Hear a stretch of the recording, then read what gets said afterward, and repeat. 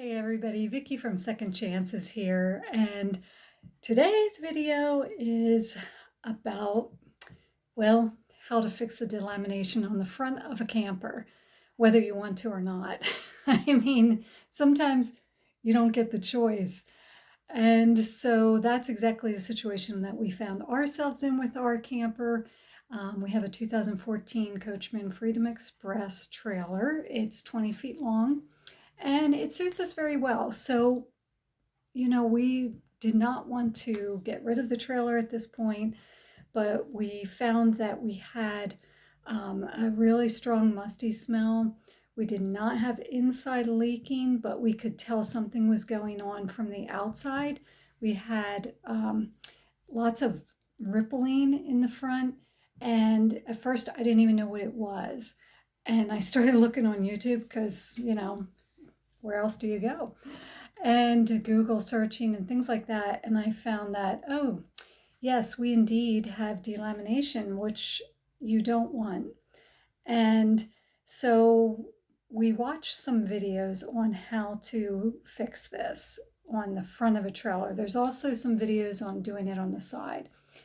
And there's not a lot out there, honestly. And I think that's because this is a really hard project to do. Had we known how bad it was going to be, I'm not sure if we would have been brave enough to do it. But sometimes, your choices aren't that great. And right now, our choices just weren't. And we said, hey, what do we have to lose really? Because if we don't do it right or we don't do it well, it's not what we wanted. The trailer's not good the way it is. To pay to get that kind of repair done would cost us a fortune, way more than the trailer's worth. So why not give it a try? So that's what we did. And you'll see that in the video ahead, but I wanted to just kind of explain that, it wasn't our intention when we set out to do as involved a project as it became. And at the end of this first one, this was only day one. And I'm not even sure how many days we were over there working on it. But without further ado, here you go. All right, so today's the day. We're gonna start looking at what's going on with the camper. We know we have a delamination problem in the front panel of the camper. And so we're gonna start tackling it today. Here we go. We don't have everything we need yet, so that's the big drawback to doing this, but we also don't know what we're going to find underneath. But I do wish we had the aluminum, and we just couldn't get it yet. Still supply problems with things, so we'll see how it goes. But I'm going to turn you around here, and then you can see the bubbling that we have occurring.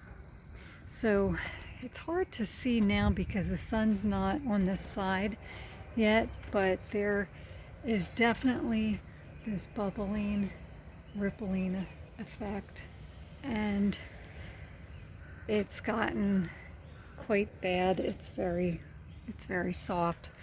So we're gonna start taking this off today and see what it looks like underneath.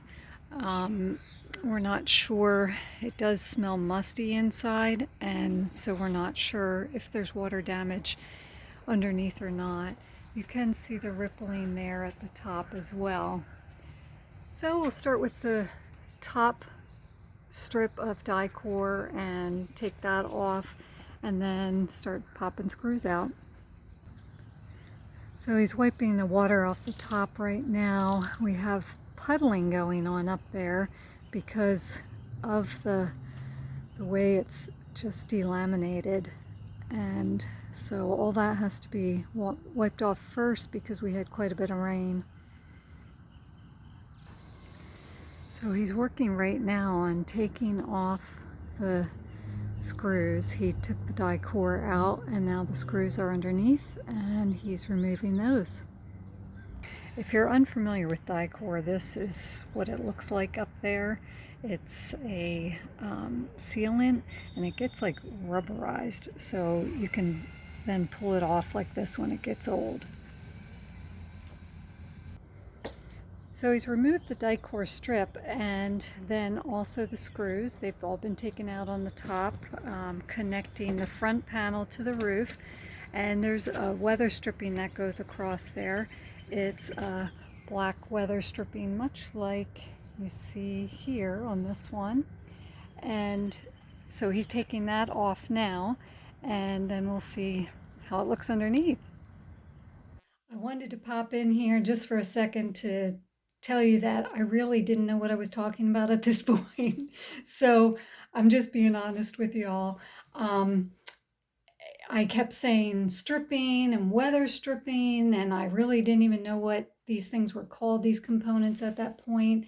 But what I really needed to say, instead of even like channel molding, would have been trim. It was trim that I'm talking about in those different clips, and you'll see as we go through the video. Every time I'm talking about stripping or weather stripping, it's trim, except for the part that goes in the middle of the trim, there's a channel, and that channel, weather stripping fits in there. So I just wanted to clarify that so you're not, especially those of you who know what this is, that you're not saying, wait, that's RV trim. That's all that is, RV trim. So yes, it's RV trim. Back to it. You can see that piece of weather stripping up there wiggling around, and that's what he's removing now. And that is taking a putty knife to get that off. So he's been lifting the top of that panel up, and it's all wet under there. So that's not good, and that's definitely part of where our problem is. So this is the strip that came off from the top. It's not very pretty, but that's what it looks like. And on the sides of it, you see this is where the die core was holding it on. Well, it's held on, and then the die core seals it to the camper. Underneath is very old butyl tape. Butyl tape is like a putty tape that goes underneath and holds it on as well and seals it. But obviously all the seal is gone, and that's why we have that water underneath up there. This is quite interesting. This is the piece, well, it's part of the piece of submaterial that's underneath this fiberglass front. So it's like cardboard, and this is completely saturated. And we had layers and layers of die-core caulk up there. We had other clear caulks. I mean, it's been protected, and yet this is the kind of leaking that we had up there. Next, he's popping off the lights on the front. As you can see on this one, it has the orange cover. That comes off with a flathead screwdriver.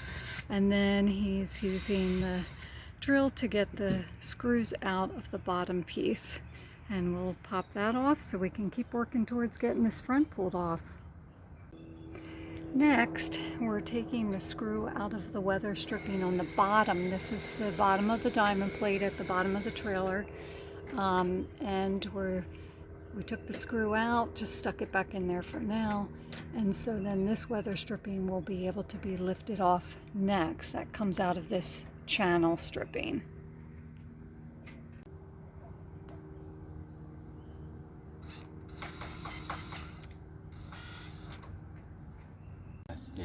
So this is the weather stripping in that channel that he's pulling off now.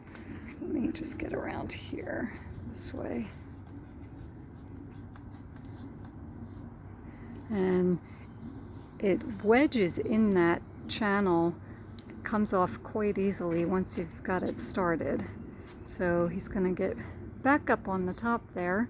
This would be easier if you had two people up on the roof, but I'm not getting up there, so this is how we have to do it. He's doing the same on the other side. That side has some moisture. Like we said, we have moisture problems everywhere, so Definitely time to do this. It's not a project that anyone wants to do, but it gets to the point where you don't have a lot of choice, and so we weighed our options, and here we are. The stripping then, it protects the screws that are underneath here. It was not even sealed at all. It was just wedged into the channel here, so there was no caulking on it to keep water out. But at least here it appears that the water did stay out. Now up on top, again, where we have our issues, it was wet underneath. This is what that stripping looks like up close. When you're looking at it on the camper, it appears that this is a molded, rounded piece, but actually I believe this is just flat weather stripping that when it gets wedged into the channels here on this strip, it bows out, and that makes it have that look of being a permanently bowed piece. But actually I think this comes flat. We'll see when we go to replace it. At the edge of this strip, there's a seam of caulk between the strip and the beginning of the rain gutter. The caulking between those two has separated about 1 foot long. Oh my goodness. From a hairline to about 1/8 of an inch. I have a feeling it's migrated all the way through. Oh wow. So we always thought the problem was on the other side. Well, it was. Yeah, so but you always was caulked helping it. to do this part delaminate. Oh wow. We're just fortunate it didn't get down in the sidewall yet. Exactly. All right, well, we know what we're up against. Yeah. Well, next is taking the screws out of the channel molding here. So he's working on the other side of these, and then we'll be able to lift off the whole channel piece and see what we have under there. So here's a little pro tip for you. I don't know about how pro it is, but this is what I'm doing. As he hands me things, I'm giving him bags, and then I'm writing on it exactly what it is. I'm doing that for the screws. We will not be reusing these screws. A lot of them are rusted and gunked up, and obviously you want to use nice new screws. But I'm keeping all that. I'm marking it, as well as marking the weather stripping. So for the sides, and then for the top, I marked it as well. This is the top piece. And that way we'll have all these things. We'll just put them in the back of the truck. We can measure everything when we're home and make sure we order what we need. We picked health over money. So let's turn around here so the lighting, you're not getting the sun in your eye. This was supposed to be a cloudy day, and here we are.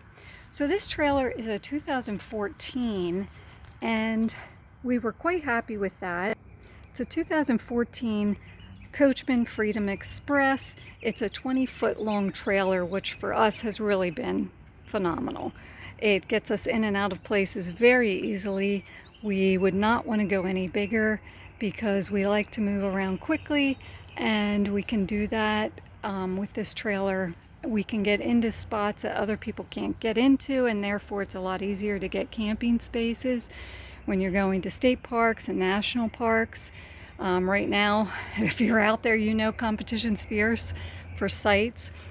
We also liked that it was a dual axle, and that's worked out very well for us. It does have one slide. It's not a big slide, but it comes out about 1.5 feet, and it's just enough. When we don't have the slide out, we can easily get in and out of the trailer. So here's around the back. We can easily get in and out of the trailer, and when we're at like a Walmart overnight or something, or a Cracker Barrel, we can use the whole trailer and not have to worry about putting that slide out, which is really great. So that's pretty much our trailer. I'm not going to show you the inside right now just because it's very, very dark in there because everything's closed up. And but that's the story of our sad little trailer that we call Chance, as in second chances, because Probably nobody in their right mind would have bought this rig knowing that it had this damage. But for us, it's been perfect and kind of symbolic of our lives and kind of symbolic of our lives of second chances. Because really, who doesn't love a second chance? I'm working on taking the sealant off here on the side. This is the Dicor, and I don't know, I guess I don't understand. This is supposed to be for RVs, but it seems to disintegrate pretty quickly. So I'd love to hear your comments below about if you've had trouble with this stuff as well. I mean, this we've put on several times on the roof and everywhere, and it rots away.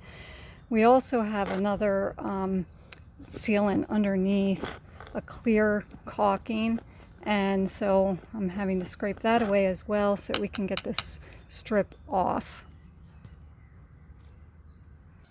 Now he's working on taking the screws out of the channel molding, and he did that already on the one side, and interestingly enough, the top screw was quite a bit longer than all the other ones that go down the side. So we'll find out if it's that way on the other side or not.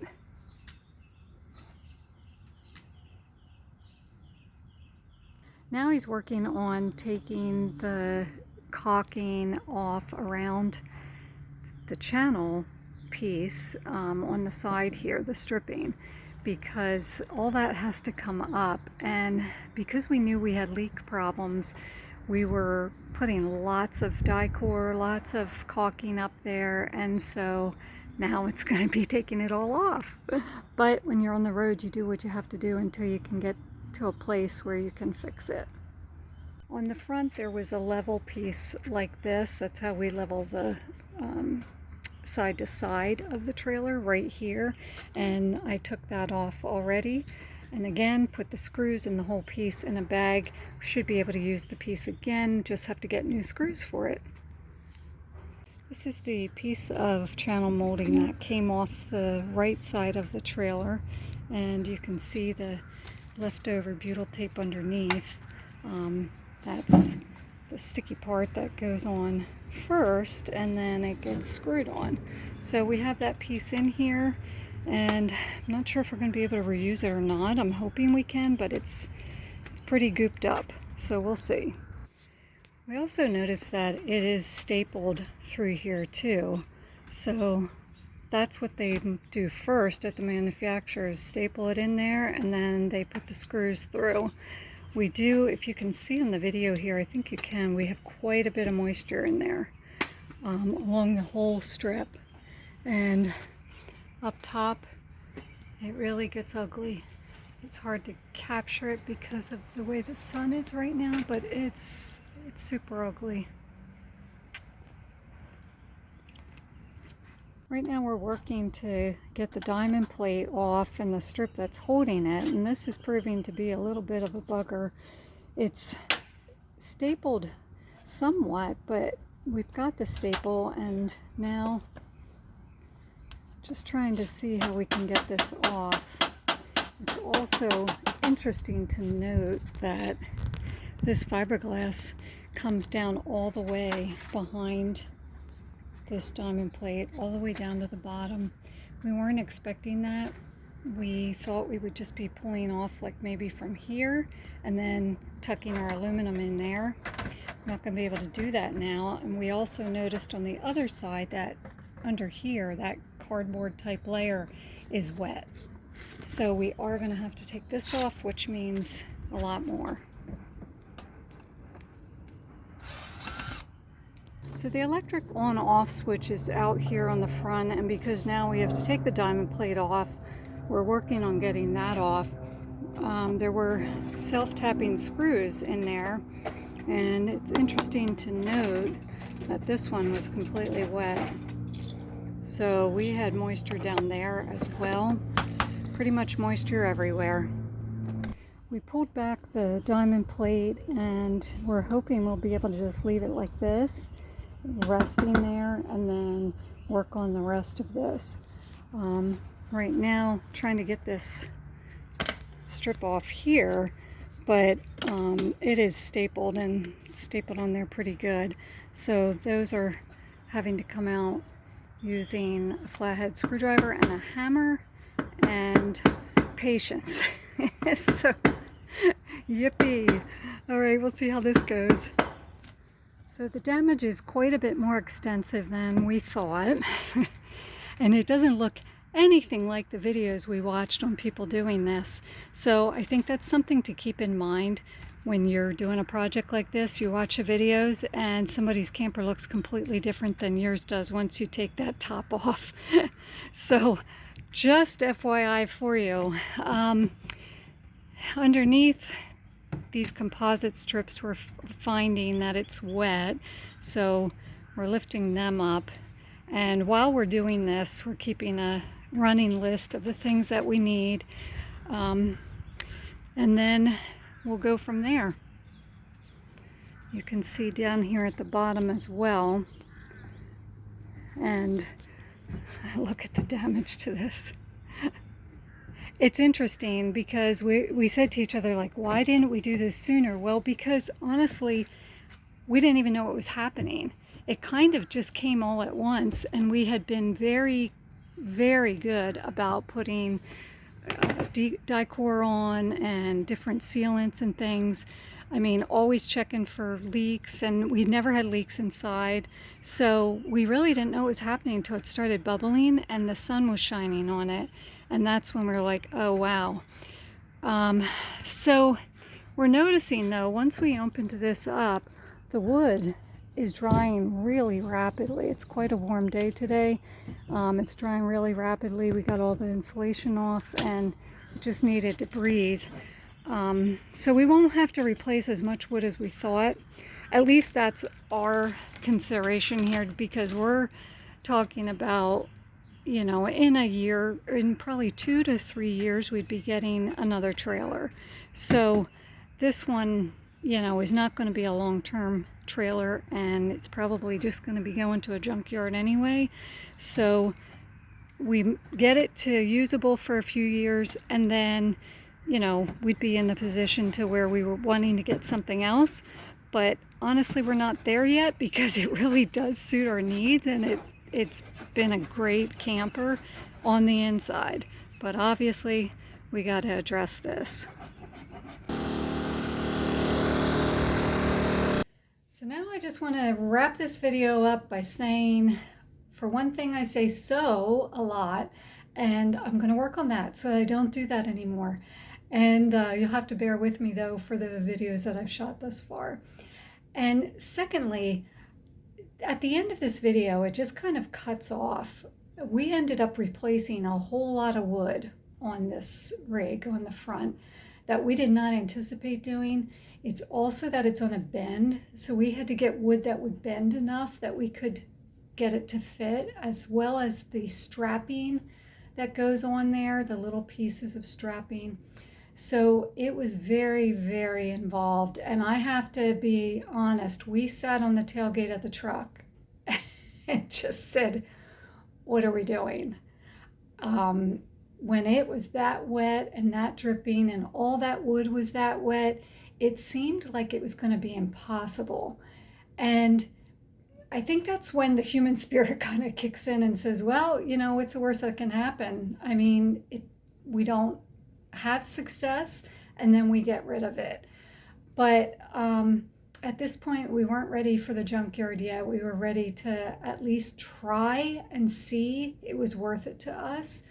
But I really cut the video off here because we were just shocked and honestly felt a little sick to our stomachs over it. We just needed some time to process it. It was also like 100 degrees outside. That might have caused the sickness to the stomach, but we needed a break, and we had been at it for hours and hours and hours. And so we covered it all up with 2 tarps, had our kids come over, help to tie it on, and we went home. Funny story though, I do have to tell you, is that we were doing this where the camper's stored, because we live in a condo association. We have no way of working on it where we are. And that really hindered a lot of our progress because we couldn't do it with the rain, and summertime we have lots of rain. And at one point we had to run out for tools to go to Lowe's, get some screws, get some tools. We needed, well, and wood as well. We need a lot of things. So we also hadn't had any lunch. It was like 2:30 in the afternoon. I said, let's just go and do this and take a break. And while we were gone, the storage facility calls this young woman at the storage facility, and she says, Vicki, I don't know how to tell you this. There's something really wrong with your trailer. And I'm thinking, yes, there is. The whole front is rolled over the top and laying on the ground, and the insulation's hanging there dripping wet. So yeah, it's in pretty rough shape. But I thought it was hysterical because I had even put a note on it and said, pardon our appearance, we ran out for some lunch, we'll be back. Because honestly, I wasn't sure how they'd feel about this whole little project. But we had cleaned up very well. We just didn't put the front back on because we were going to come back and work on it. So it really was funny because she was all, like really concerned that this happened on the property of the storage facility. Like, oh no, we know about that. It's no problem. But boy, I really appreciate you calling us and letting us know that. Thank you so much. And that was that. We went and got our lunch, came back, and got back to work. So that wraps up the part one here. And when I'm getting the next one out, you'll see where we went from here.